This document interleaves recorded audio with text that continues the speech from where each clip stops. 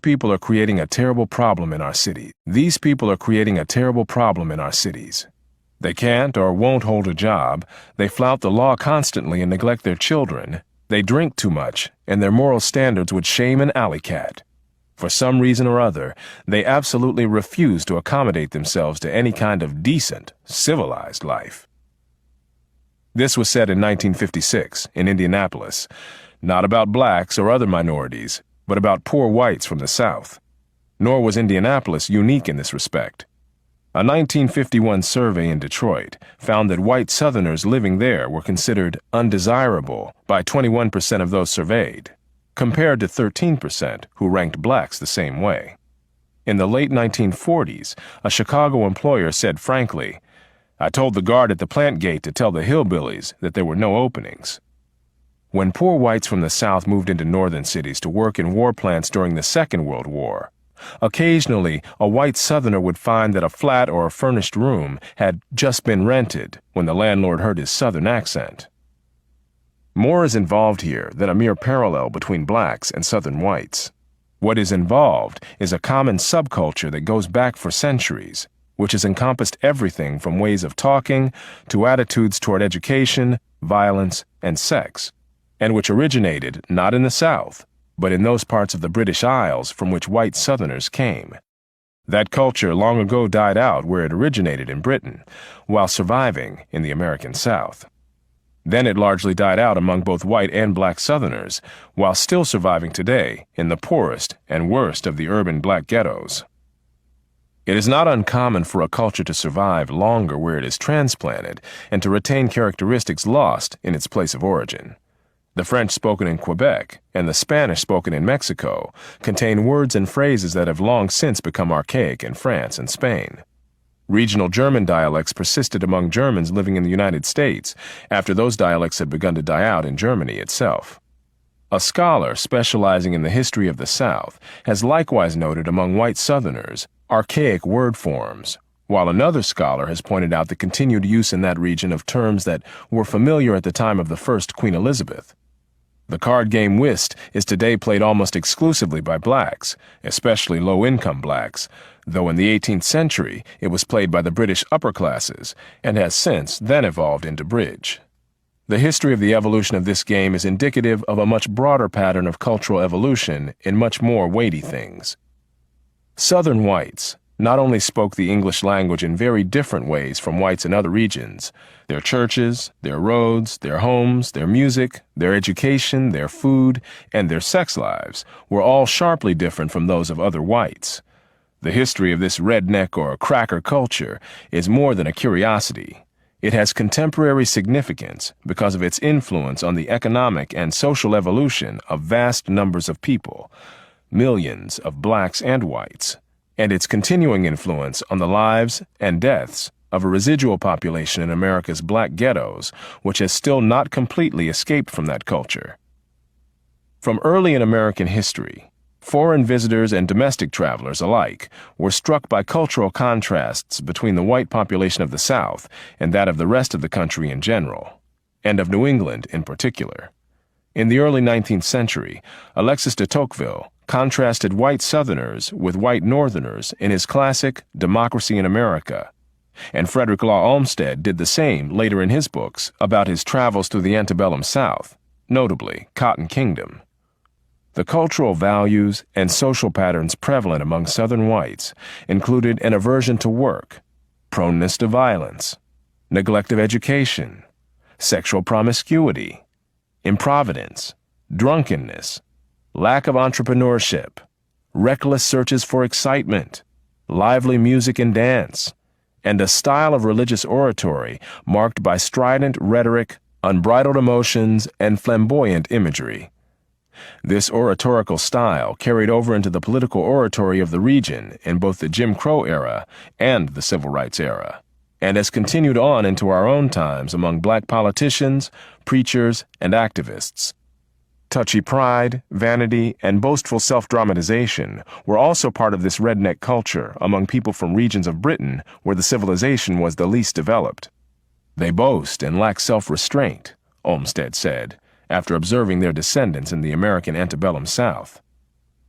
While Professor Grady McWhiney's Cracker Culture is perhaps the most thorough historical study of the values and behavioral patterns of white Southerners, many other scholarly studies have turned up very similar patterns, even when they differed in some ways as to the causes. Professor David Hackett Fisher's Albion Seed, for example, challenges the Celtic connection thesis put forth by Professor McWhiney, but shows many of the same cultural patterns among the same people, both in Britain and in the American South. Popular writings of the 19th and 20th centuries have likewise described similar behavior, including the Indianapolis residents' comments on white Southern migrants to that city, which sounds so much like what many have said about ghetto blacks. None of this is meant to claim that these patterns have remained rigidly unchanged over the centuries, or that there are literally no differences between whites and blacks in any aspects of this subculture. However, what is remarkable is how pervasive much of the cultural pattern of Southern rednecks became the cultural heritage of Southern blacks, more so than survivals of African cultures with which they had not been in contact for centuries. Even in colonial times, most blacks on American soil had been born on American soil. Moreover, such cultural traits followed blacks out of the southern countrysides and into the urban ghettos, north and south, where many settled.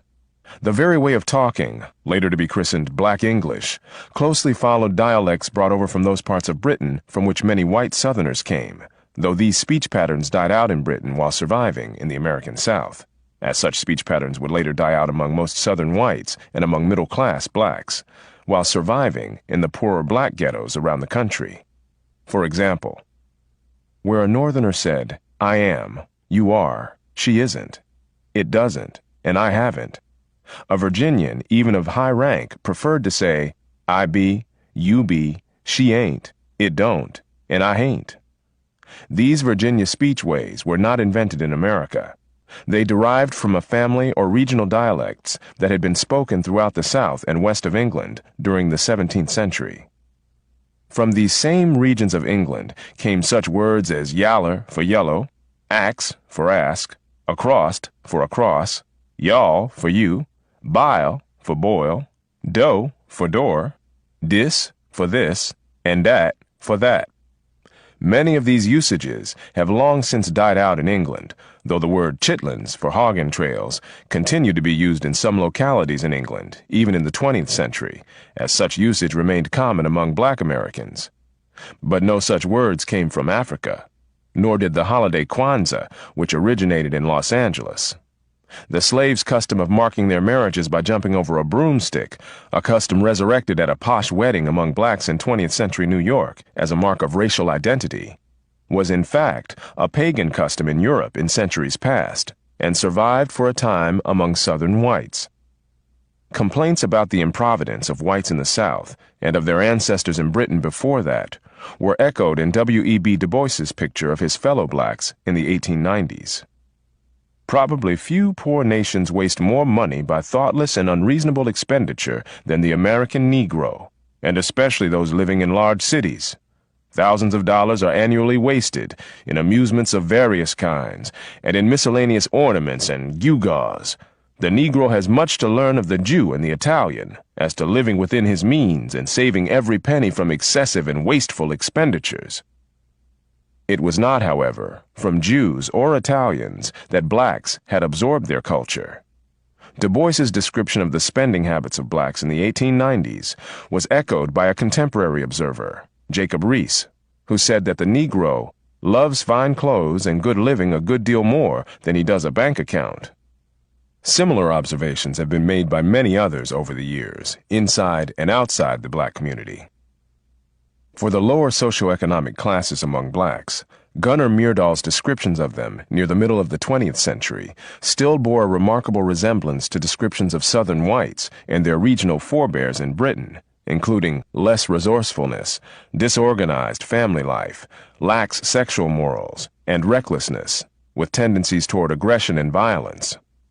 Despite a generally sympathetic approach to the study of blacks in his landmark book, An American Dilemma, which has often been credited with a major influence on the advancement of civil rights, Myrdal also noted the low standards of efficiency, reliability, ambition, and morals actually displayed by the average Negro.